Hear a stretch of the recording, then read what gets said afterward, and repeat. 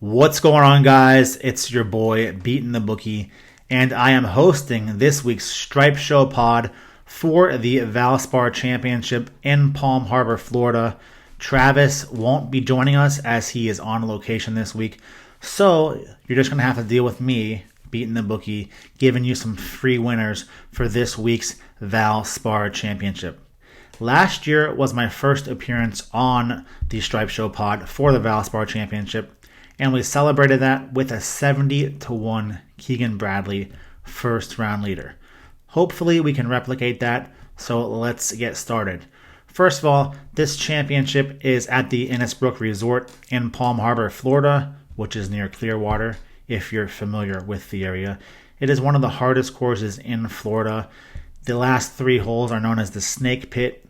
It's not your typical Florida golf course with more of a brutal rough and narrower fairways. So this will test all golfers. But here is one course where I think experience matters. So the guys that I am betting, they have experience here.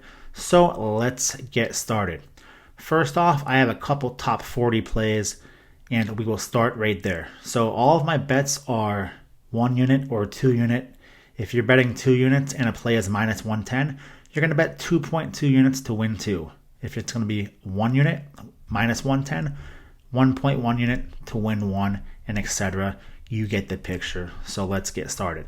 So the first set of free plays we have is top 40 plays. So this is just for the golfer to finish inside the top 40. Now the first golfer I have is the guy who led us to a first round leader last year, Keegan Bradley, top 40 finish, minus 110 for 2 units. Keegan is the 2021 runner-up. He also finished the Players absolutely on fire. That final round, he got off to, he was tied for the lead at one point. Then he fell off to, 1 stroke behind. He started the tournament, I believe, with a triple bogey, and he played very well before he hit it into the water on 18 in his final round at the Players. But it was a very nice weekend for Keegan. He seemed to be putting, which is one of his weaknesses, and his iron play was very strong. And he will need strong iron play to finish, high at the Valspar this week. And I think his game is on plane right now with his playing level. He's playing well. And I think he continues that this weekend into the Valspar, a place where he has had success. He got runner-up here last year. He was tied with Sam Burns with 6 holes left. So I think this is a place where Bradley will just continue to play well, especially coming off that experience he just had at the Players, which gives him some momentum headed into this week's tournament. I like to find golfers who have momentum headed into these things. And especially at this course at Innisbrook, this is a course where you need to bring momentum in. You need to be familiar with the course, and Keegan Bradley is all of that. So Keegan Bradley, top 40 finish, minus 110 for 2 units. The next free play we have is Adam Hadwin, top 40 finish, plus 115 for 1 unit. Hadwin was the 2017 former champ. It is his only championship on tour. He also got 9th at the Players last week, so he is coming into here, playing pretty well and coming to a place where he's very familiar with, just like Keegan. So I like Adam Hadwin, top 40, plus 115 for 1 unit.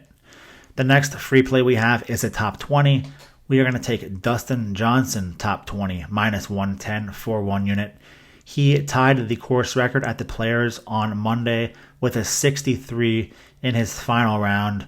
That includes holing out on the final hole from 67 yards for eagle. I thought Dustin played very well the entire week. Dustin was unfortunate as he had the late early tee time on Thursday, Friday, and he was forced to play Friday in those windy conditions, or Saturday in those windy conditions, which I didn't think anyone should have been out there. But he was part of the field that just got screwed with their tee times, and I believe that cost him possibly winning the championship because he played very well outside of those windy holes. He started off the tournament very well there too. Just those windy holes just really got him, and that hurt him, and it cost him some money. But I think he finished 7th there. So he came back pretty well, and he played a fantastic final round, shooting a 63, which tied the course record. He carries that in to a slightly easier course in Palm Harbor, Florida. So he doesn't have to travel very far, as he's from Florida, just right across the state on the East Coast. He's coming in here, a place where he got 6th in 2019.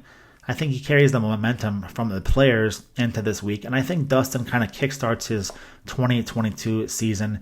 I think he finishes in the top 20 here, and I honestly wouldn't be shocked if he finished in the top 10, possibly even win. But Dustin's game is trending up, so as long as he wants to win, as long as he shows up at the tournament, I think he can easily get top 20.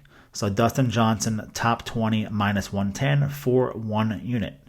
The next free play we have is a Viktor Hovland, top 10 finish, plus 135 for 1 unit. Viktor has 1 win. He has a second place finish, and that's just among 5 top 10s he has in his last 6 starts. He was 3rd place here last year. He shot under 70 all 4 rounds. He played very well at the Players last week, as we all saw him get his ace.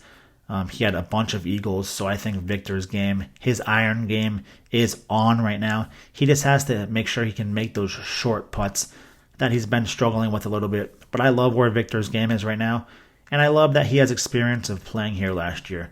Like I said, finishing 3rd. So Viktor Hovland, top 10 finish, plus 135 for 1 unit. The next free play we have is a top nationality. Now this is like being the top American player, the top Swedish player. Well, we're going to take the top South African player. So Louis Oosthuizen, minus 115 for 1 unit. That just means Louis has to beat all of the other South African players. Now, Louis played decent at the Players. Rounds 1 through 3, he played very well. The 4th round, he kind of came out a little slow. I think he started off double bogey, and he could just never get started from there. But I think Louis comes back strong this week. His putter's been playing, pretty amazing. He chipped one in on Sunday.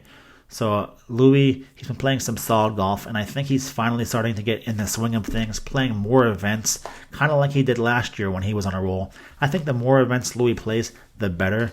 So I like Louis Oosthuizen, top South African finish at minus 115 for 1 unit. Those are all the tournament plays we're going to do for plays.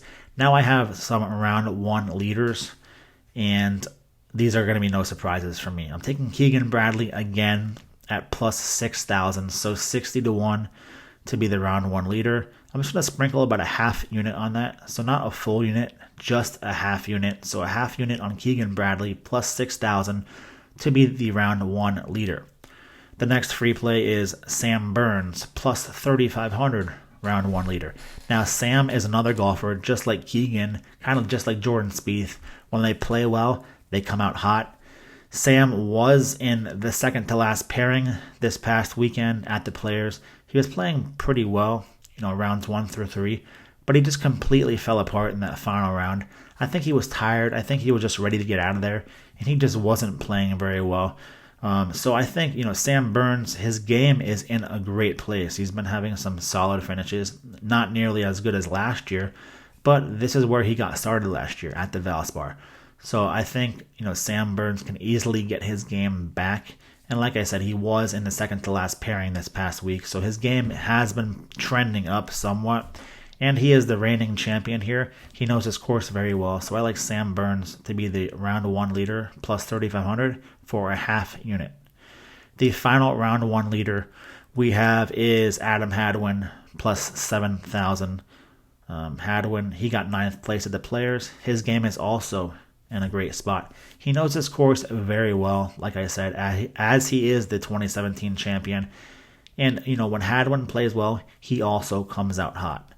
I think these guys are going to want the title a little more than a guy like Justin Thomas, a Colin Morikawa, whose focus might not be there for a smaller tournament like the Valspar.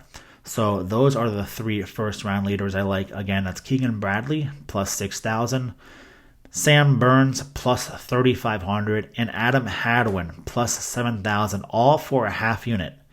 Now, your odds may vary from place to place. I used FanDuel and DraftKings for all of these. So make sure you shop around and you find the best line you can possibly get. I just checked those 2 sites for this show, but make sure you guys shop around because different sites can vary, drastically. So make sure you shop around there. That is it for the Valspar, guys. I hope you enjoy. Good luck to us. Hopefully we are blessed with another first round leader, and I will see you guys next week. Peace.